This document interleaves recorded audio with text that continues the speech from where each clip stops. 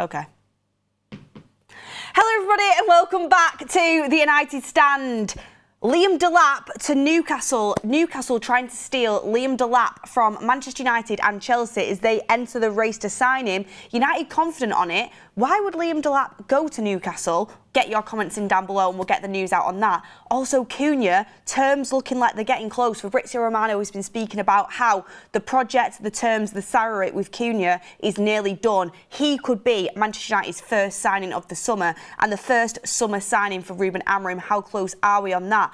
And we've been linked to Brighton goalkeeper as Manchester United look for new goalkeepers in the summer. Are we going down the right road? Young goalkeepers to compete, but maybe not that number one that we want to replace Andre Onana. Get your comments in. Sorry about the little abrupt start there. I was about to take a sip of my drink because my throat is sore, but we got rocking and rolling and we're live, so get your comments in down below. But straight away, let's get into it. And this is coming from Luke Edwards at The Telegraph.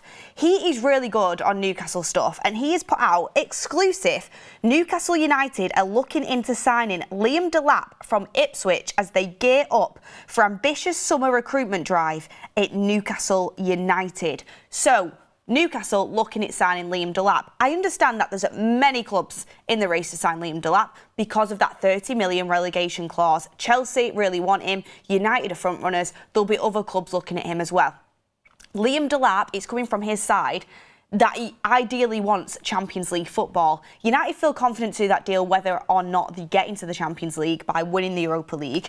But the only way I can see Newcastle being able to swoop up Liam Delap from Manchester United is if Manchester United don't win the Europa League. However, I look at it and I'm like, it's ambitious from Newcastle, but there's no way, if they get Champions League football, which it looks highly likely that they're going to, that they sell Isak.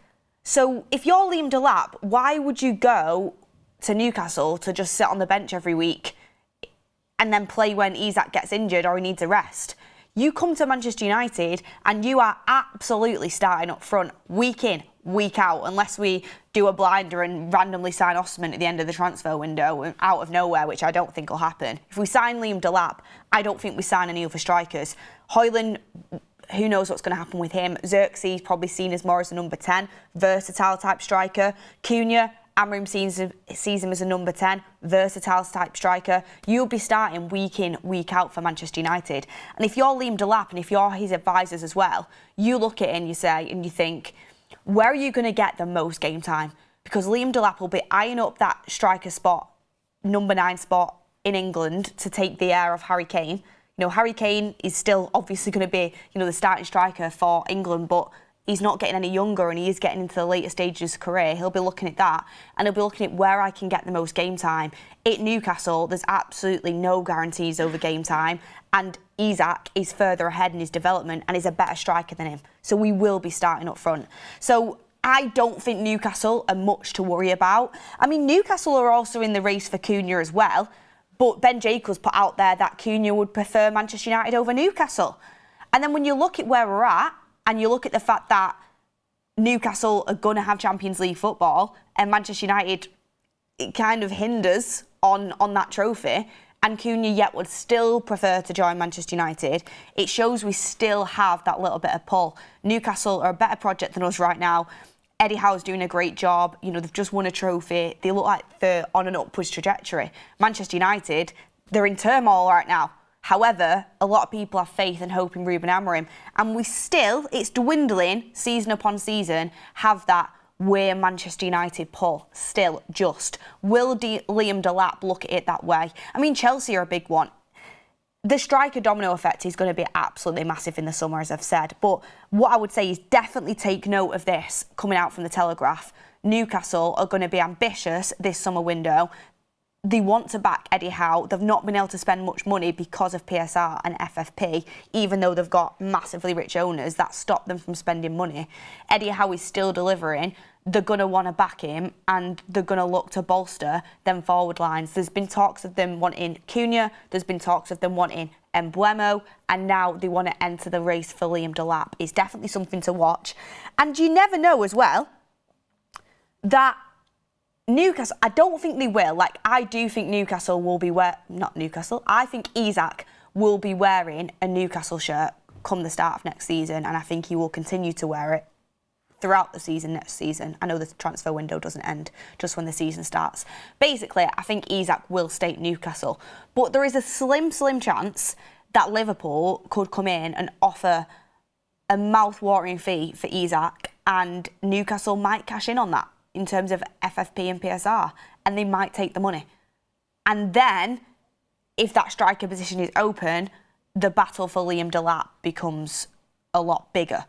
If you're offering him the starting position at Newcastle, who are going to be in the Champions League, it becomes a bit more of a battle. If United have Champions League, I still think we win.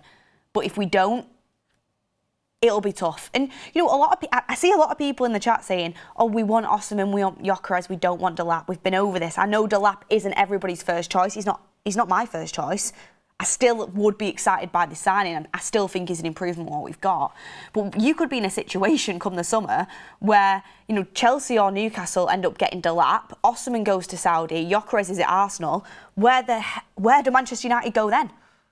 Who do you pivot to then? Ekitike? He could end up at Liverpool. Like, that's their second choice if they don't get Isak. Isak could stay at Newcastle, Liverpool could get Ekitike, Gyökeres could go to Arsenal, Delap could go to Chelsea or Newcastle, and Osimhen could go to Saudi. And then where do Manchester United go? That's the scary thing about this. So Liam Delap, I know a lot of people don't have him at the top of their list, and they're a little bit worried about the fact he's inexperienced, he's young, and we need that experienced, ready-made striker. But I think what you can take as a positive is there are multiple Premier League clubs that are in a lot better positions than us that want to go and get this player. He is highly thought of, highly thought of.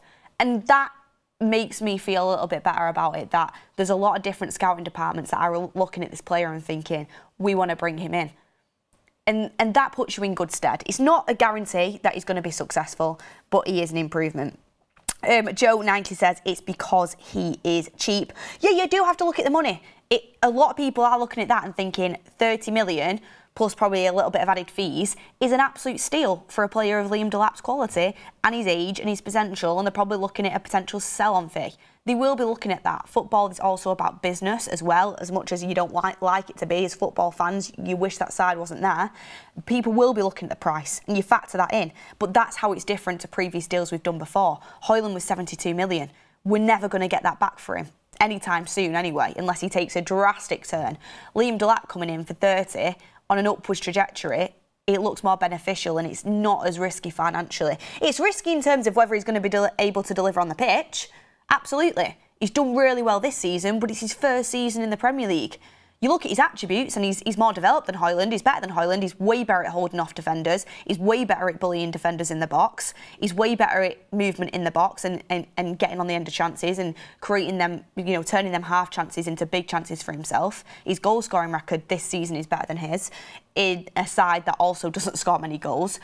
But it still isn't the guarantee that you get with an experienced striker that's been doing it season upon season, like a Victor Osimhen. But as we know, we're not going to go for him. So I'm trying to get excited about Delap. I do think he's an improvement, but watch out for Chelsea and now Newcastle as well. Because people putting Delap down, we could be in a situation where we're not getting Delap, he's gone somewhere else, and we don't really have that many other options either. And then United fans are like, where the heck do we go from here? Osimhen's already in Saudi, Gyökeres is at Arsenal, what do we do?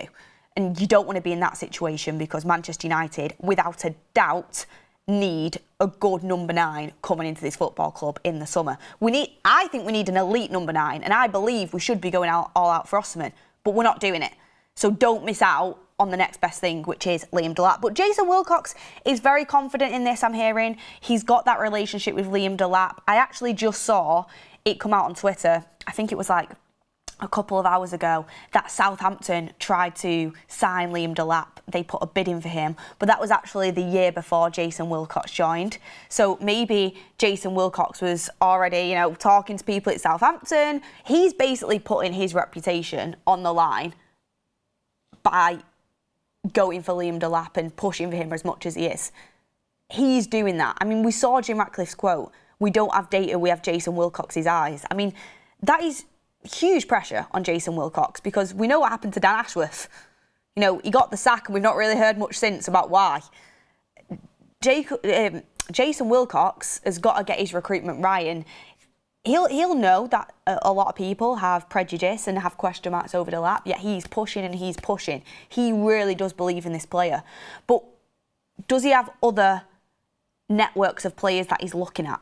Because a lot of the names we're getting linked to, we got linked to McAtee earlier today. David Ornstein himself said if we don't end up getting Cunha for the number 10, our other options are Semenyo from Bournemouth and Diblin from Southampton. Diblin, another player that Jason Wilcox is very close to. Are we going to branch out a little bit?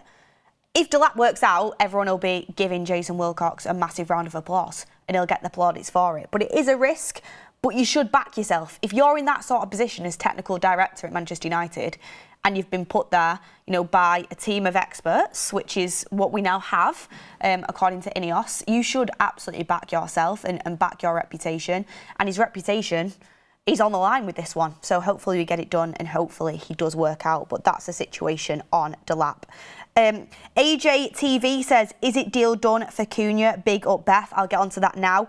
And TJ says, I would not be looking to buy Osman. Big wages. Let's go for Cunha or Delap. We need to get rid of big wages and not bring more in. Well, I was thinking about it before. I would not be surprised if United go again in the attacking market in the summer. We want to get Delap and Cunha in quick time. I think a big reason we want to get Delap in quickly is because of the competition for him. The competition is going to be big.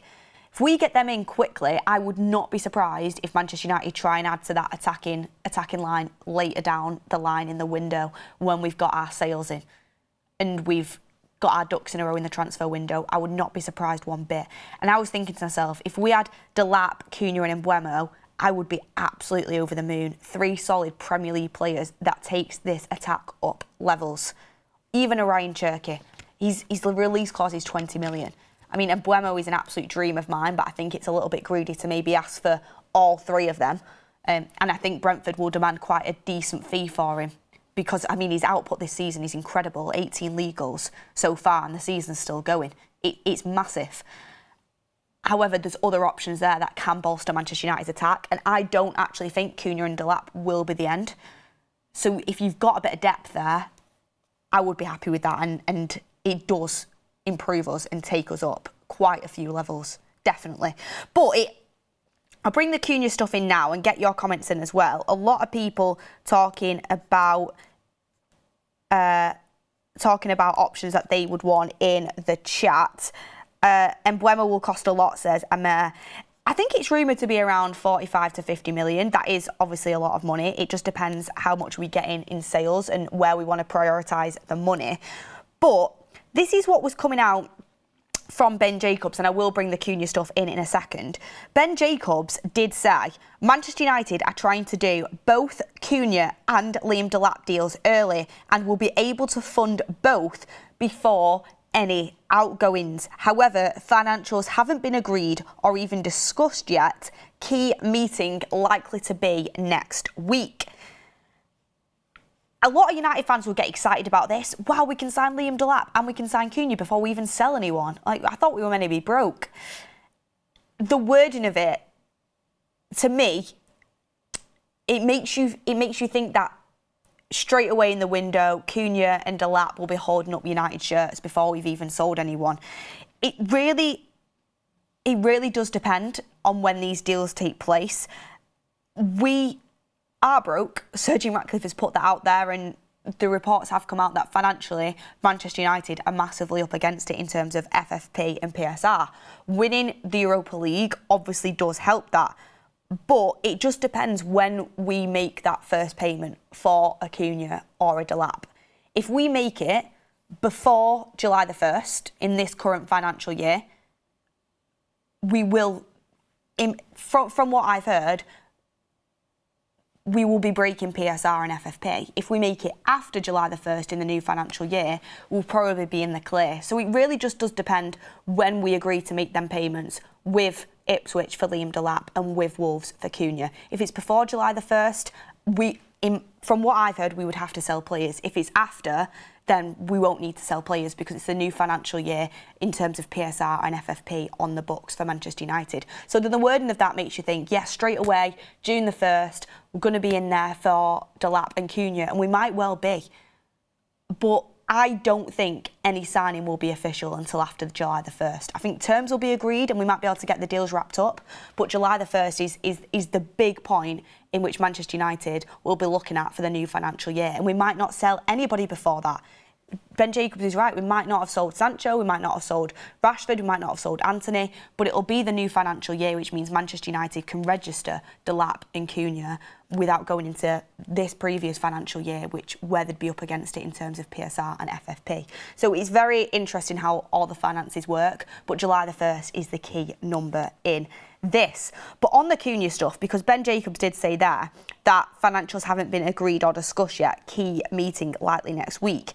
It actually just after that came out from Fabrizio Romano via Give Me Sport. He does exclusive pieces with Give Me Sport now and again. Fabrizio Romano does pieces on there and you can kind of get a little bit more insight. So Fabrizio Romano said, Manchester United feel like they can get the green light from Cunha soon in terms of salary, contract and project. Ruben Amorim considers Cunha as a top player, a top guy and the perfect signing for Manchester United at this stage of the new project.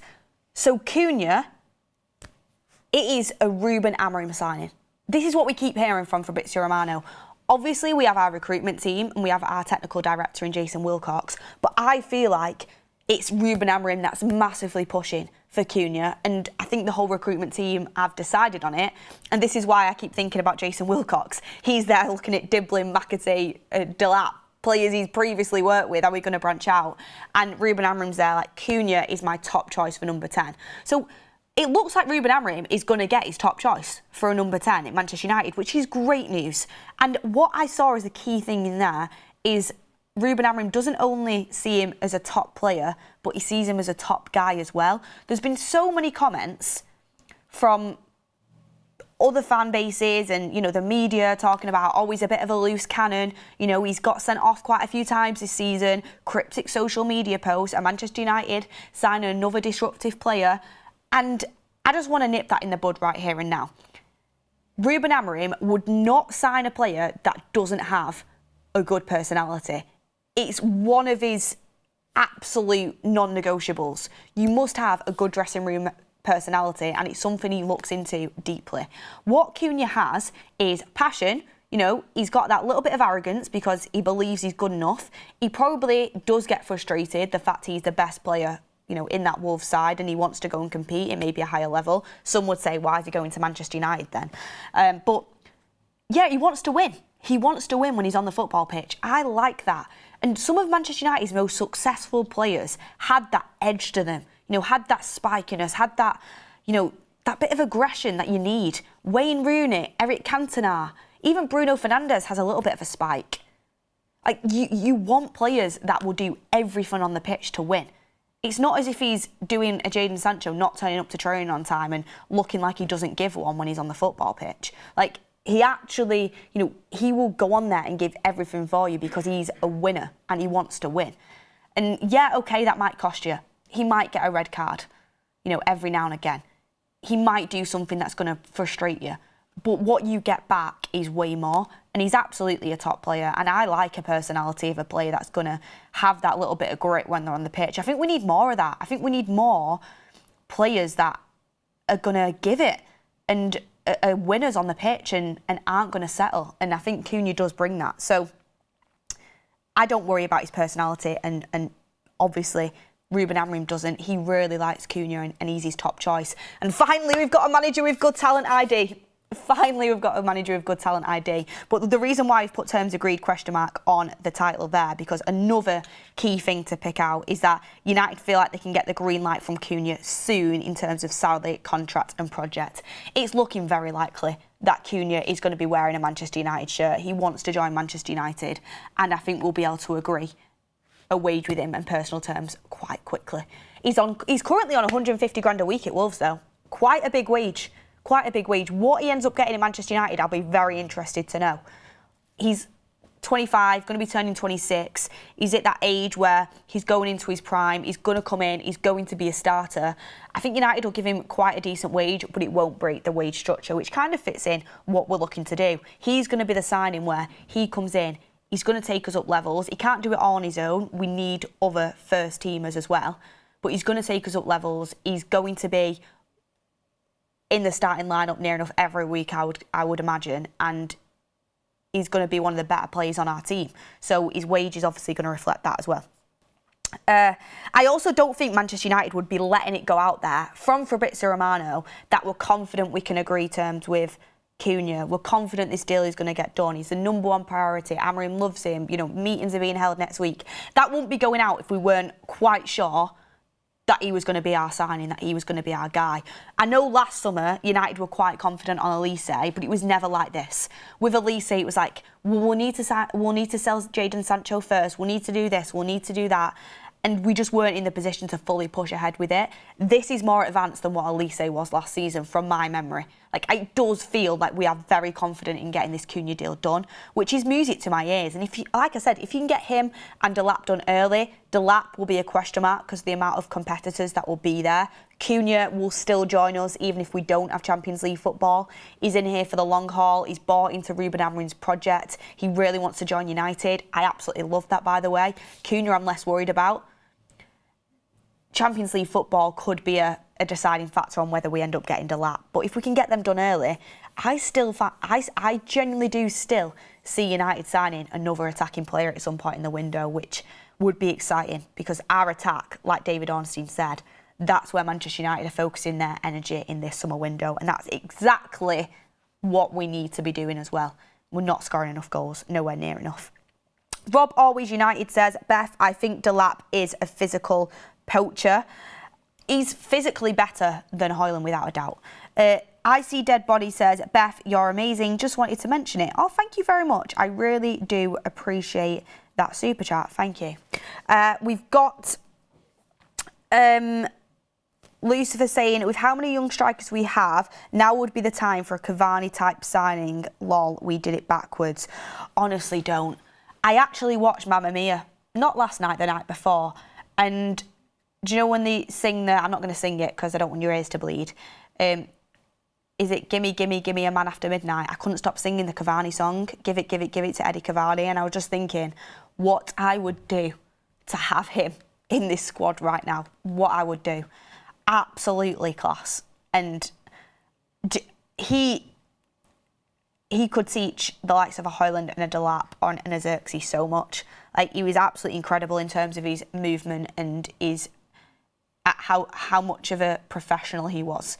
And he was just a top striker. We could really have done with that. Desire says, don't forget about De Jong, 95% deal done. Yeah, but that was a different recruitment team in a different time when Manchester United were absolutely all over the shop. John Murto chased De Jong and was back and forth from Barcelona all summer just to end up calling up Real Madrid, giving him 70 million for Casemiro and then panic buying Anthony for 80 on the back of it. Like, we would just not do that now in the position we're in and with the recruitment team we have. We have got a way better recruitment team in place. Obviously, the jury's still out and they've still got to have a good summer and we'll be judging that. But last summer was pretty decent the way we handled things and they were only just getting the foot in the door. Omar Brada couldn't start till later. Dan Ashworth couldn't start till later. Dan Ashworth isn't here now, but we've planned this summer way earlier than we did last year. We're already, got our first 2 signings in place and we're in April still. When have United ever done that before? We have probably, plan A, B and C in place. We have targets. We know exactly what positions we're going for. We know who our manager is. It's just not the same United as that chased De Jong all summer just after he kept saying no and no and no. I mean, there was memes going around on Twitter of John Murto holding Frankie De Jong hostage in an airport. Like, could you imagine now? Like, we were a laughing stock in the transfer window, and that's a reputation that Ineos will be trying to change. A lot of people saying he's on 90 grand a week. I heard that his new improved terms with Wolves was 150 grand a week. When he signed that new contract in January with the release clause. Let me look into that. Because I heard it had gone up to Cunha new wage at Wolves. I heard it had gone to 150. Let me have a look. Let me have a look. Okay. The Brazilian is thought to earn 90 grand a week, so if he agreed terms for 5 years with a considerable salary increase, offloading Rashford should allow United to finance most of the purchase. But then we have Cunha's new deal made him the best paid player at Wolves, and he's helped them secure Premier League safety this season. Securing a switch would be expected to move him into the bracket of a player earning more than 200 grand a week. And then on this website, it says... I'm not sure.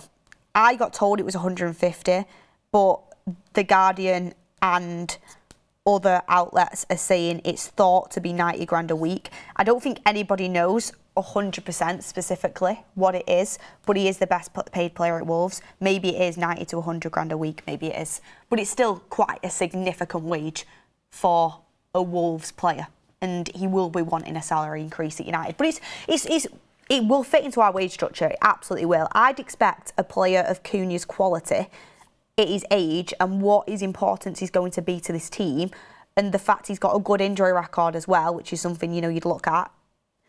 I'd expect him to be on 180-ish grand a week coming into Manchester United for where he's at in his career.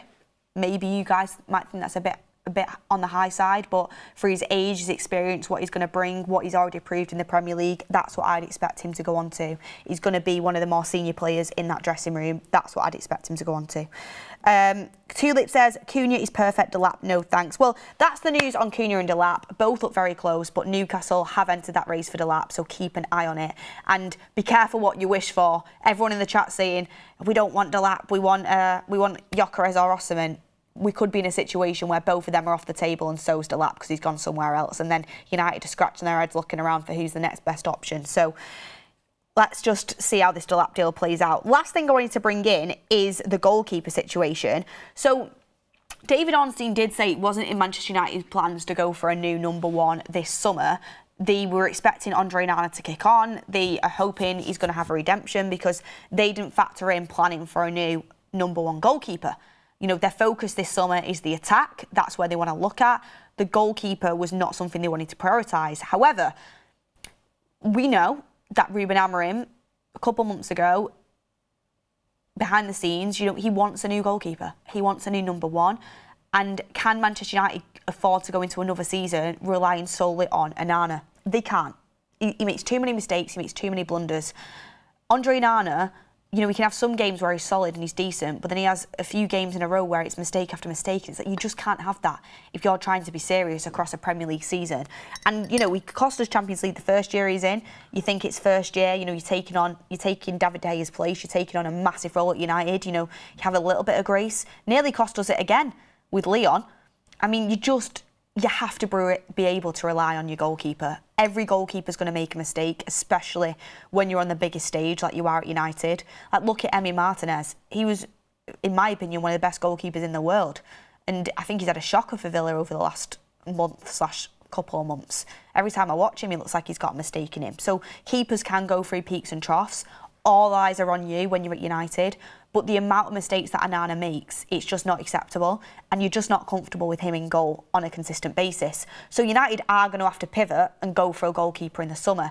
What United want to do is they want to get in a second choice keeper that can compete with Onana and maybe end up taking his spot. They don't want to spend big. They don't want to go out into the market and go and get a number one. It's unlikely that Onana's going to move in the summer, based off how much we need to get back to offset his book value, how much we're still paying for him this summer.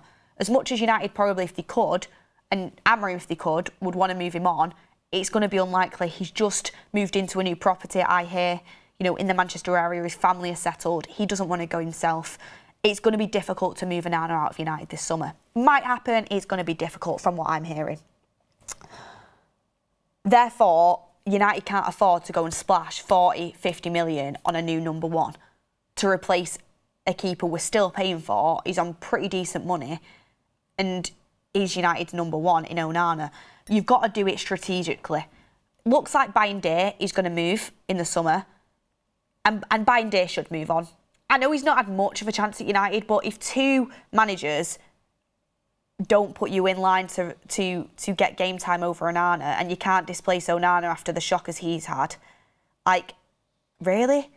Like, any half-decent goalkeeper would have displaced Onana by now, in my opinion. Like, if we still had Romero, he'd be playing week in, week out right now. Remember Romero, the goated number 2 goalkeeper. I do think any number 2, like, worth his salt, would have displaced Onana.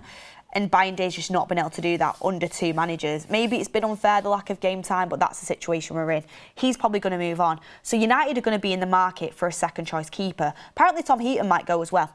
So second and third choice keeper. One of them, hopefully, has got the ability to compete with Onana and then take his spot. Because you can get really good second choice goalkeepers for cheap that have the ability to become first choice goalkeepers.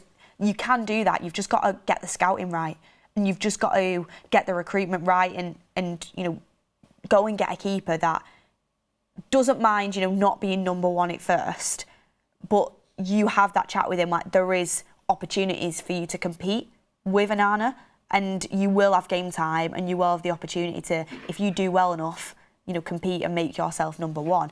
Younger goalkeeper, maybe. That seems to be the road United are going down.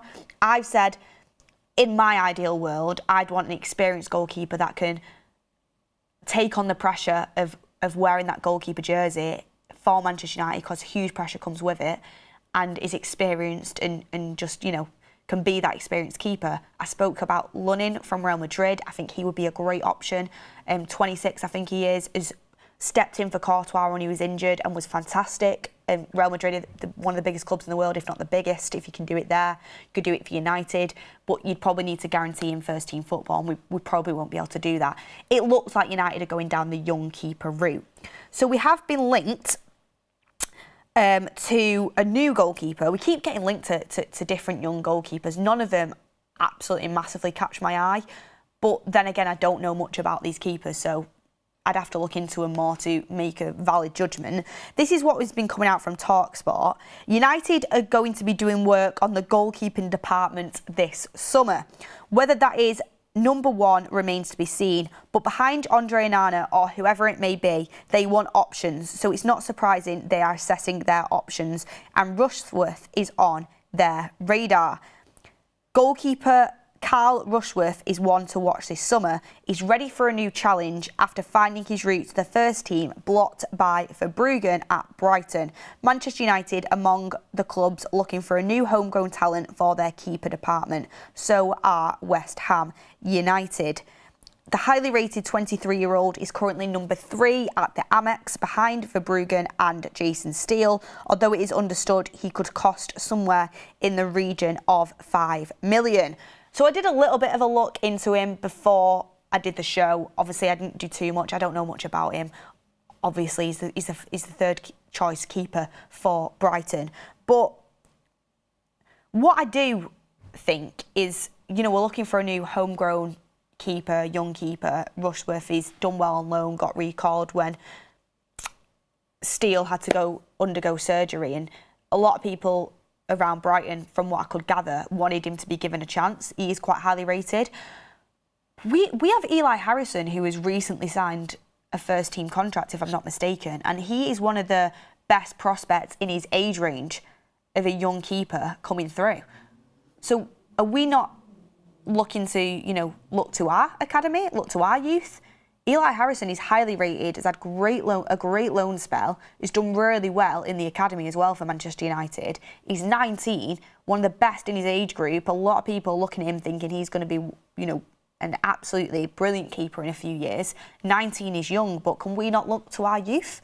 That's something I immediately had a question mark over. But what I can gather from these reports and the keepers that United keep getting linked to is we do want to go for a keeper. I think Onana's poor season has had to make us divulge into that market. Onana's probably going to end up staying. Bayindir and Heaton are going to end up moving on. The number 2 we get in, I think it's highly likely it's going to be a young, unproven keeper that has ability and could challenge Onana. I don't know if Amorim could look to the academy for that. You know, we've got some good young keepers in our academy. Eli Harrison standing out massively there. Or whether we feel like we need to go into the market, but that is that is the route I do think Manchester United will go down. Whether it's the right option, I'd prefer to go for an experienced player, to be honest. I think we need a good starting number one keeper. But I think our plans have kind of been tilted by Onana just not living up to expectations. Michael says Bayindir is a decent second choice keeper, to be fair. I don't think he is. I think any decent second choice keeper would have displaced Onana because Onana's not been good. So I don't think he is. Amrim says Grasic is good as well from the youth setup. Yep, heard a lot about him. We've got Mr. Miracle saying we definitely need to bring in a new number 2. Bayindir isn't good, so bringing a new, young, up-and-coming keeper makes sense. That does not indicate to me that they will look to offload Onana. A lot of people saying why. A lot of people always go back to saying why was Kovar ever sold. That's one that he slipped through the cracks and did really well in that pre-season tour, and then we just sold him. Don't think he ever should have been, to be honest with you. And I saw a chat there that I wanted to read out. I mean, some people in the chat are saying get Vardy in on a free. Have a day off. Have an absolute day off. He's leaving Leicester. That's probably something we would have done under Ed Woodward, to be fair.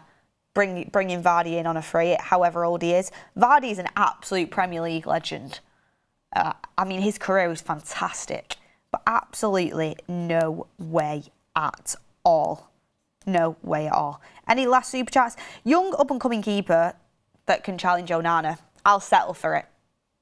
I ideally wanted a new number 1, but you know, this is how FFP and PSR works now. Unless Onana's going to go, United can't manoeuvre that because we're still paying for Onana this season. But look, everyone, thank you for all your comments. Hit a like on the video if you've not already. That is the updated news. I really do think we are close to wrapping up a deal for Cunha. Next week, there's rumours about more meetings being taken place.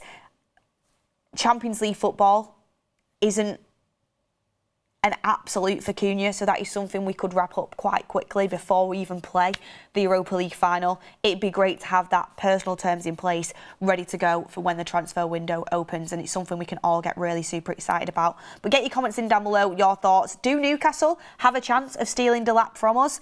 It was one of them, like, you didn't really want him, but now someone else is coming in as well, and we might not get him, and it's like, ooh, no, I want to keep Delap. So let me know what your thoughts are in the comments down below. Subscribe to the channel if you've not already. Like the video. Thank you, everyone, for watching, and I will see you on the next one.